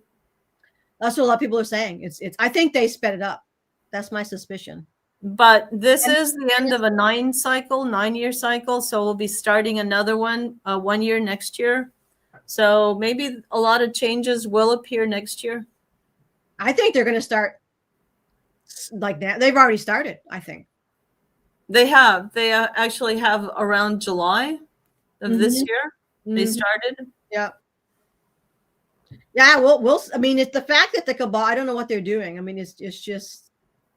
They know what. I mean, there are the main players in the cleaning up of this planet that I think they. I think it's a coup de grace. I think we're at that end game. But again, it's going to be interesting. It feels like the cabal is running around like ants. Oh, that's what I just feel the energy is like frantic for them. It's very chaotic and it's very primitive. Well, that's who they are. That's who they are. It's a fear culture. Everything is fear. It's all about control. They feel like if they're not in control of every little thing, like it's very like weird, dark fleet Nazi actually. Right. That's just how they fear everything. So they think that everything has to be, that there has to be hegemony, and it's very much bloodline. They believe in that. They believe in a hegemony. They believe in a serf group that they own as slaves. That's how they run their, and that group has to be suppressed at all times. And it's just a fear culture. It's a very feudal, fear-based culture, and it is what it is. But they can't win anymore because the people that are being born here come from the stars. And when they start downloading their higher soul's knowledge from all its past lifetimes, the people here will have incredible knowledge where their vibration is so high, their consciousness is so evolved, none of the shit down here can affect them, and they won't believe in it. When they stop believing in all this crap, it's not going to work. Right. Exactly. Yeah. And so all the people that are coming are too high a level. They just need to stop listening to this bullshit. Right. I mean, that's what actually what's been going on is that the masses are supporting the cabal. And that is the like almost perpetual motion machine. That is how the structure works. It's a feudal system. And when the serfs finally wake up and revolt, but it's happening because they never were. So what is coming in from outside? The structure is being cracked from groups that are there's no such thing as everybody's extraterrestrial, but off-planet visitor systems. That's why they're seeding all the visitors here too. So there's an off-planet group that's working with a benevolent, like I don't know who they are here. I think it's kind of, I don't know. But there is a group on this planet that are interested in shifting this, and I think we're seeing it. Yeah, fear is the currency. Well, that is their culture. They run off of fear. The best thing that happened for, I think, humanity is the internet, because right. Many people that I have had and have as clients are older. They're in their 60s, 70s, and they've spent their whole life basically living alone in these thoughts that they have these, higher consciousness abilities. Right. Now they don't have to feel alone anymore. The last 20 some years, you can start finding metaphysical, UFO, all this disclosure stuff. Yeah. And you can start finding your little friends or groups of people that you can relate to. Yeah. This is extremely uplifting.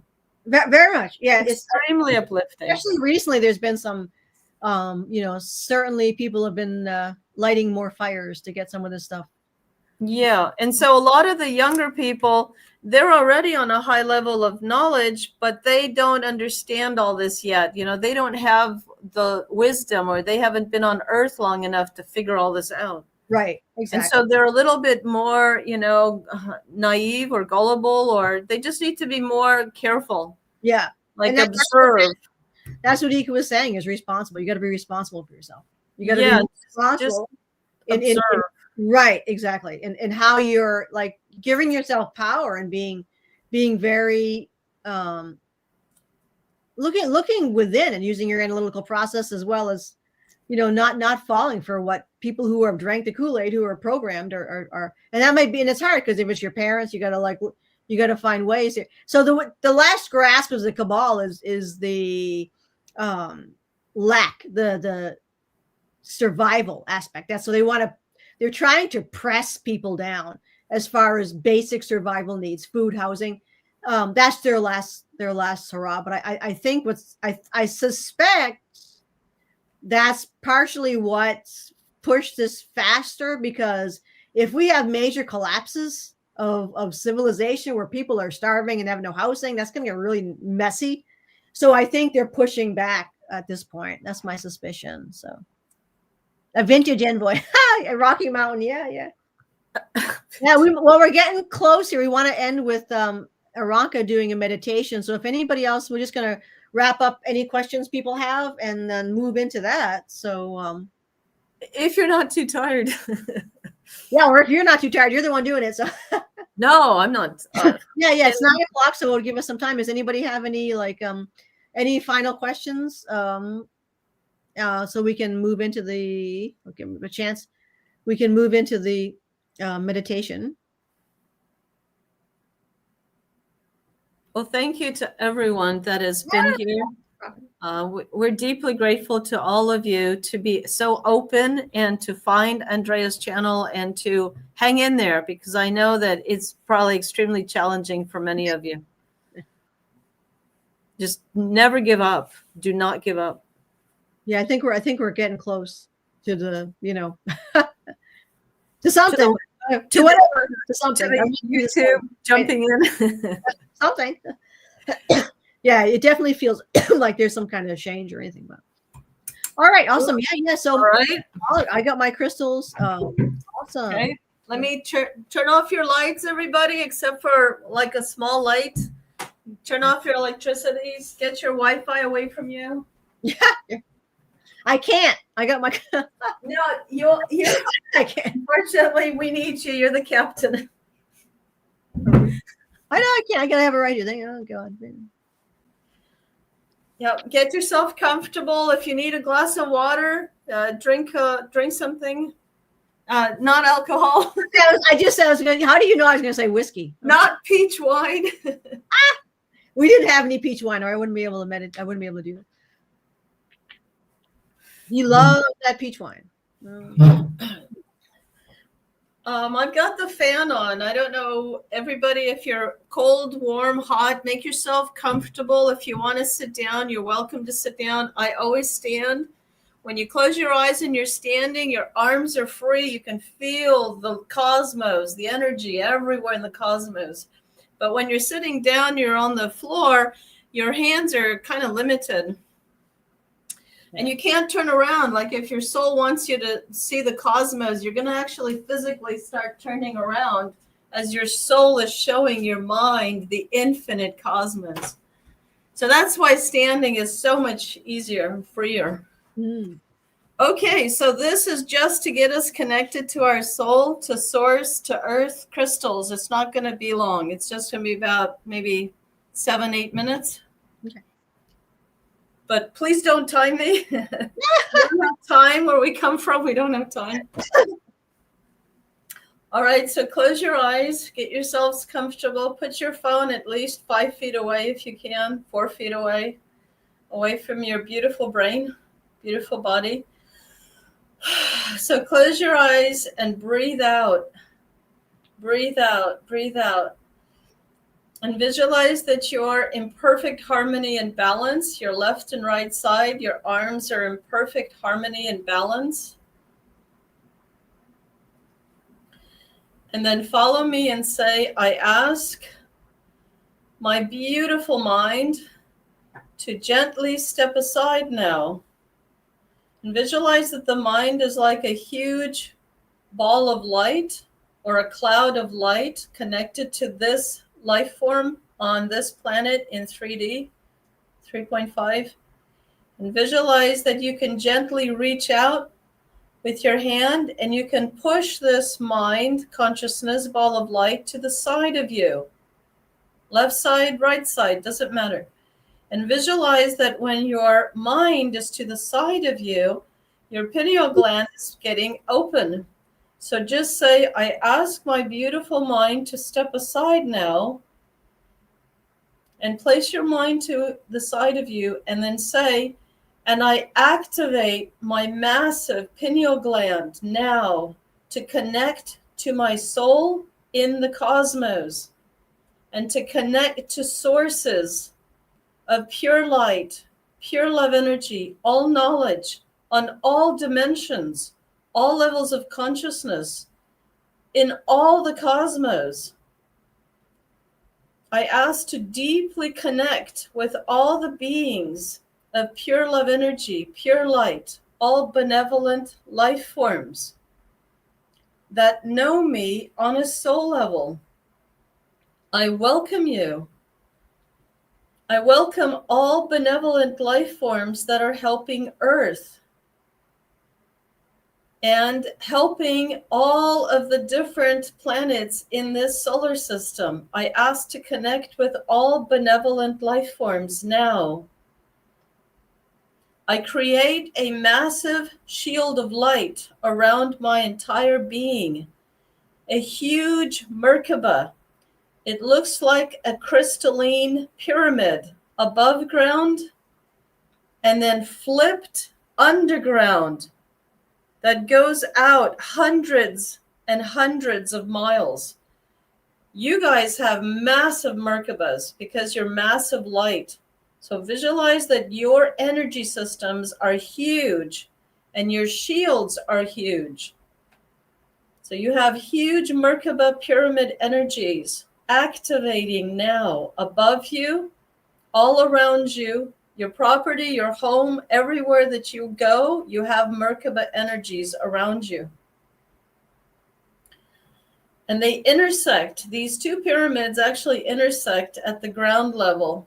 That's what Merkabas are, and they're four-sided. But these are crystalline. And then activate, say, I activate my massive chakra system now, starting from each foot. I activate my first chakras like two huge ribbons of light, spiraling, going deep into the earth, going down, down, down, down into the center of the planet, connecting to the beautiful, massive crystals, the giant crystals that are there in the planet, and all in inner earth, crystal energies that are in perfect health. Visualize that your first chakras now are exploring the whole inner earth and deeply connecting to all these crystals. And they're observing the whole inner earth. I ask Mother Earth's soul to deeply connect with each of you and show you anything that you desire to know. Just ask Earth's soul. And I will introduce you now to the new Earth. It is not this planet. My beautiful new Earth, I ask you to connect with all of the humans on this planet now and all life forms, all animals. So just say, I ask to connect with the new Earth. She is on a much higher dimension. She was in 5D. It feels more like 7D now, and she's going up to 12D. And the new Earth is massive. It's close to this Earth, but it's in a different dimension. And the new Earth is absolutely stunning. She's absolutely gorgeous. And she feels crystalline because she's still being created. So she's crystalline in nature. And just visualize that this beautiful new Earth wants to hug you. She puts her like virtual arms around each of you and hugs you. It's gorgeous energy, gorgeous energy. You should be getting tons and tons of vibrational energy coming up your legs or down your body. So the new Earth, Many people that are going to end up leaving this planet will actually be welcome. If they are a high vibration, they can go to the new Earth because she's a very high vibration. And she's gorgeous, she's green, she's got lakes, oceans, water, everything. Forests, mountains. She's absolutely gorgeous, but there's very few inhabitants. She's very selective which races are going to go and inhabit her.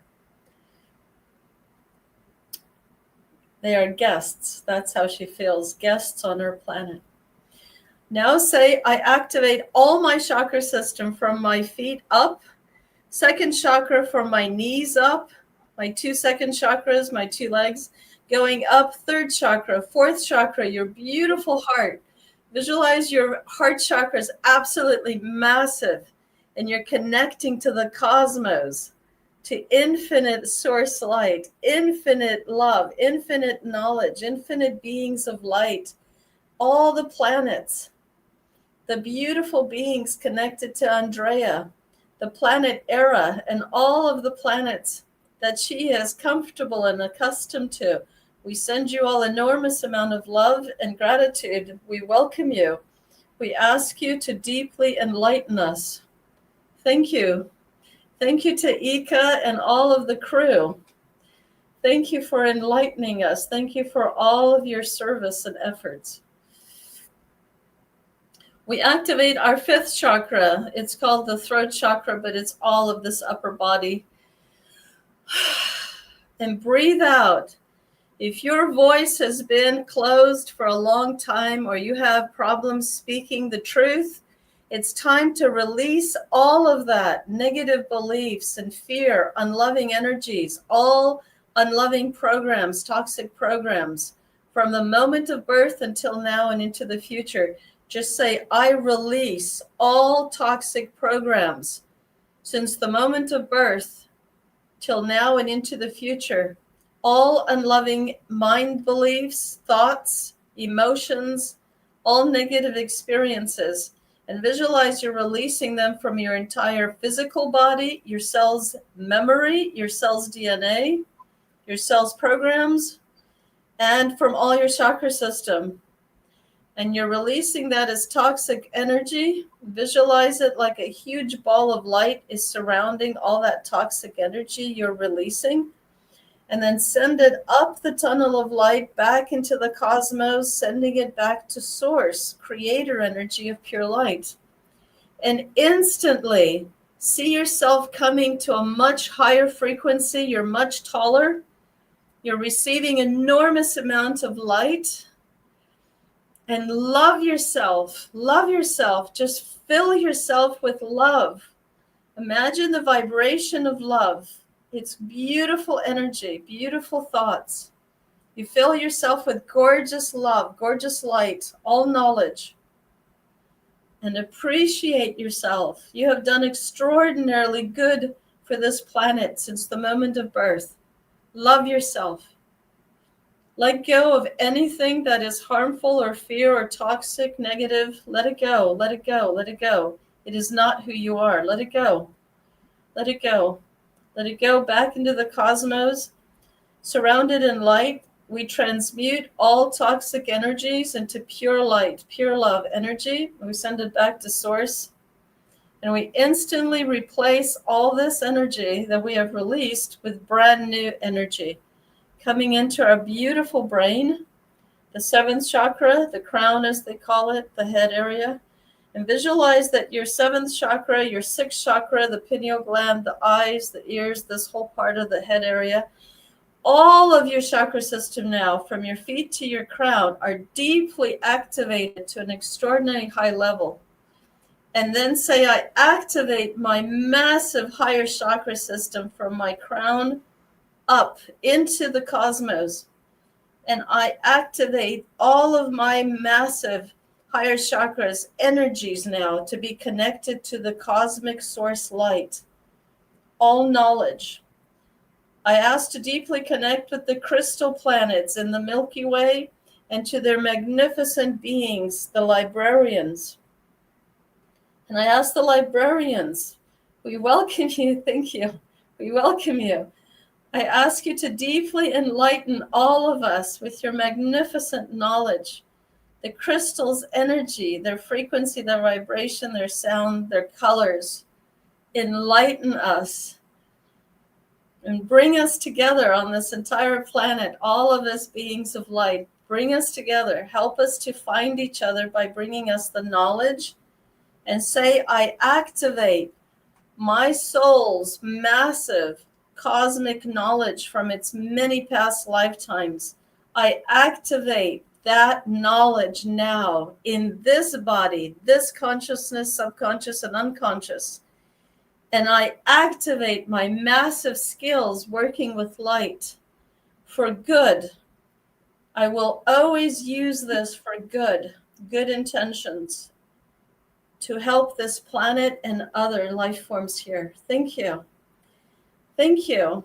Thank you, Andrea. Thank you to all of the guests around the world that are watching. Thank you. We love you. We love you. We love you. We love all your beautiful animals. We love your earth. We love you. We love you. We love you.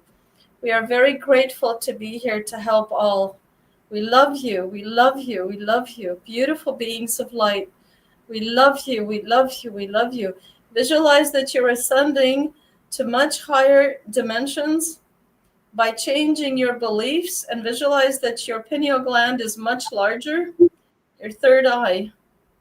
And visualize that your entire chakra system, your entire DNA in your body is actually going to a much higher frequency.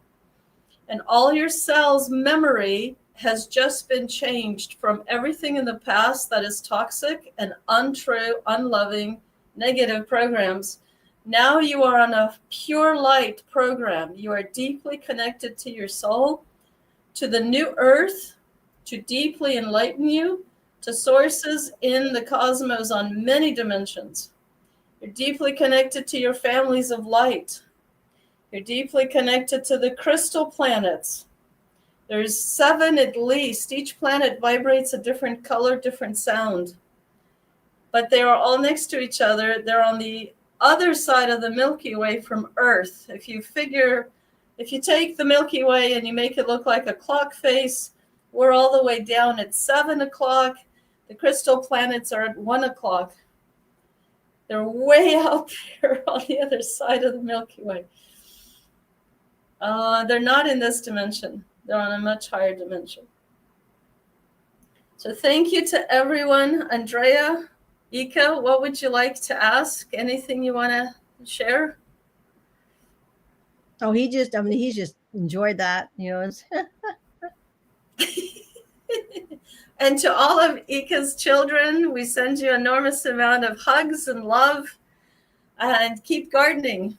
Yes, they're cute. They're the cutest kids. They're happy little kids. So keep gardening. Grow your tomatoes. Grow your beetroots. Eat beets and carrots. Organic, of course. Andrea, how are you? That was nice. I'm refreshed, relaxed. Yes.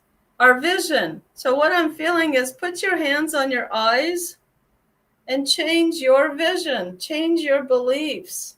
Visualize what it is that you want the earth to look like. See the beautiful green, the beautiful healthy waters, oceans, air, the forests, your homes, your towns, your cities, villages.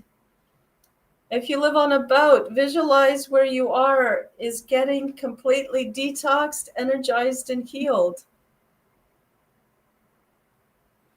And send the earth tremendous amount of love. Just love her. Just love her. Just say, I love my beautiful earth. I love my beautiful earth. I love my beautiful earth. Imagine that you can put the planet in your hands. You're an etheric being, and you can put the planet in your hands, and you can raise her up. Raise her frequency up. Yeah, let the earth be free from all of this.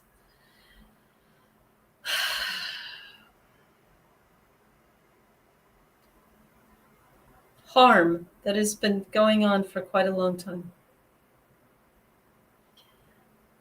Andrea, thank you. Thank you to all of you. We love you. We love you. We love you. Thank you. We are deeply, deeply grateful to all of you to help this planet and each other and your pets, your animals, the natural world. Thank you. Thank you.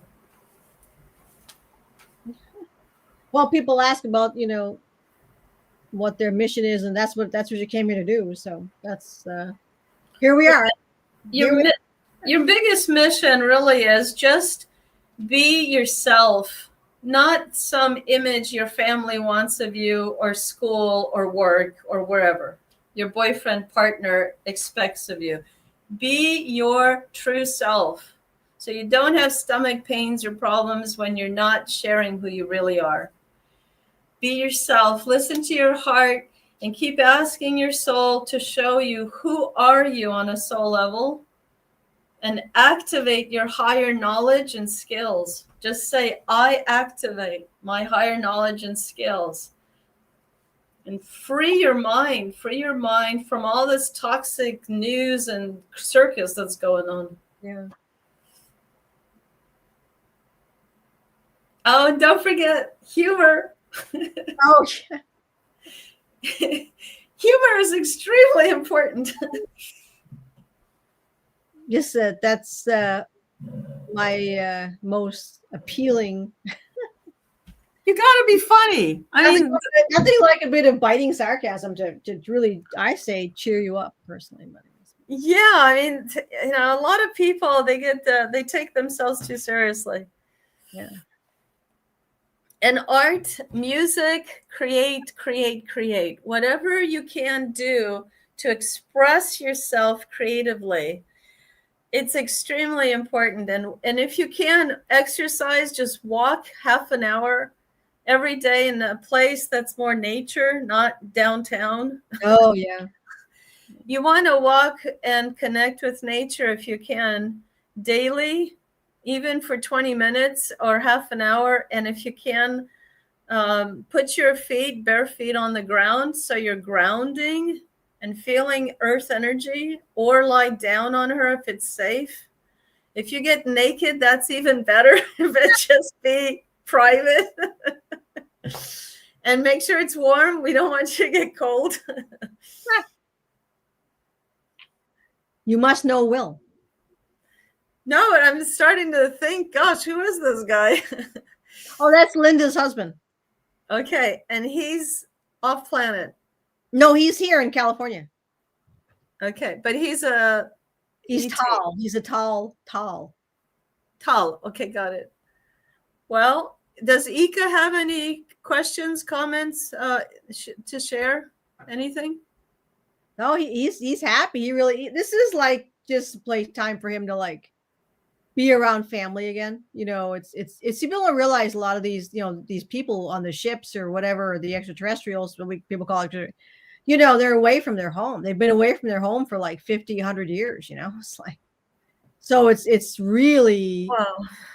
It's alone. They're lonely, and it's nice because Eeka has Will, but both of them are lonely because they miss their home and they miss Well, they miss all their friends, family, their home, their life. Yeah, right. I mean, yeah, the same thing we're going through, for the same amount of time. So it's really hard. Yeah, and here everything's money. Yeah, well, they don't have to worry about it too much on the base. Like he's been working. They've been working on the base, but so they get, if they want to leave the base, they get like they can earn like Earth money that they then can use off, because they have to use money when they leave the base. So they'll leave the base. He hasn't left it recently, but they do walk around, and they have money that they can use to buy things that they want on because last time we were doing this, you said that Eeka had just gone to a Starbucks for coffee. Not a Starbucks. It was just it was a cafe. Sorry, it wasn't Starbucks. But I thought to myself, what? How the heck? He's just walking in a coffee shop. Yeah, no one noticed. I mean, he just walked in and got it. I asked him what he got. It was like a It was. He said it was just a regular. I said, did you get a cappuccino? He said, no, a regular coffee. I said, with almond milk. So Eeka's base is not confinement. He's not stuck there. Oh no, it's extraterrestrial. He was stuck. They were brutalized on the military base, but now he's on an extraterrestrial base. And Can you mention the area of that base? Where he is now? No, where he was harmed. Can you kind of give us just some?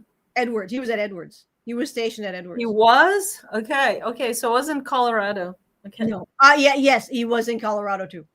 But his main station was Edwards, and he went to Cheyenne Mountain. Okay, so 3 bases. Yeah, he would go to Florida, Eglin. Okay. And then he would go off planet, but mostly he was here because once they almost like they were separated in a way. Like some go back and forth, but he was basically like a mercenary group that was sent down by the GFW. So they were Special Forces, United States Air Force. How long ago was he released from all that work, military work? When did he quit? He quit. Yeah, when did he quit? Was it July? I don't know. He quit this summer. Are you serious? Yeah, he quit. I don't know. I don't even remember. Maybe somebody else does. I can't remember. So mathematically, we're vibrating on a 9-year here right now in cycles of 9. Yeah. So he came to a completion of a cycle, of a phase. Yeah, well, he had a galactic court because that's when we ended up with the kids. So that was, and we realized that they were still connected with the Greys, and they were doing some weird stuff, and I that's when some of the things he didn't remember because they had drugged him that I end up remote viewing and remembering, and it was kind of rough. So a lot of things, I think, for not just a few of us, but I get the feeling that for a lot of people on this planet, this year is the end of an enormous amount of stress and pain and fear and, feeling like you don't belong.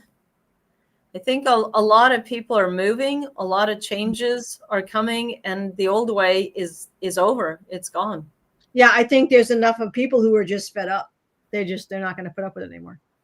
Yeah, but also like the energies of the moon, the energies, the moon is a base. It's not a celestial body, but the energies are affecting this planet. And then you've got, Jupiter, and you've got the sun, you've got all these relationships going on. And it just feels like in astrology, we have so many planets since I think it was March, April, that are now in alignment. No, it was February. It was like February 18th. We had like 7 planets and they were all lining up. Yeah. So there's a lot of stuff is changing energetically, electromagnetically, the universe. Yeah, that's what one of our elders said. So I hope she's right. She's right. She's right. It's going to be it's very, very clearly she's right. There's going to be a massive cathartic wave. The issue is, though, that all these energies are waves and they're coming through, and they are, of course, influencing this planet's energies. Yeah. But we need quite a few human consciousnesses to work together in a positive way to ride this big, huge change and not go beneath it. Yeah. That's what I'm feeling is we got to ride this higher wave. We can't stay low and just let it all pass over us. Right. I think it'll work out. I think, knock on wood, Well, we got the new Earth. Did you feel her? Oh yeah. I've been seeing that for a while. Evan actually and I both had some visions on that. Yeah, I mean, it's been many years since I've been connecting with her, but she was absolutely gorgeous when I first started connecting with her. She was etheric. She was crystalline, and she was being created. Yeah. And as a joke, she used to show me a sign that said, "No humans allowed." That's not okay. it was really funny. It was like a little sign in the dirt, you know. Oh, I can go for that. And I just thought to myself, oh, here's a planet with a sense of humor. A planet with yes. I can see Earth having a good sense of humor. Actually, some of the other planets are kind of like stuffy, but you know, yeah, Stuffy. Okay, well, stuffy. thank you, Andrea. Thank you, everyone. Yeah, we want to thank all of us, you know, for joining us here tonight, and very cool. So, as in the immortal words of Frank Chili, as always, we always say, we'll see you upstairs. So, Well, guess what? You're exactly at 2 hours. Ciao. all right. So, thank you, Aranka. All right, we'll see you guys. Ciao, everybody.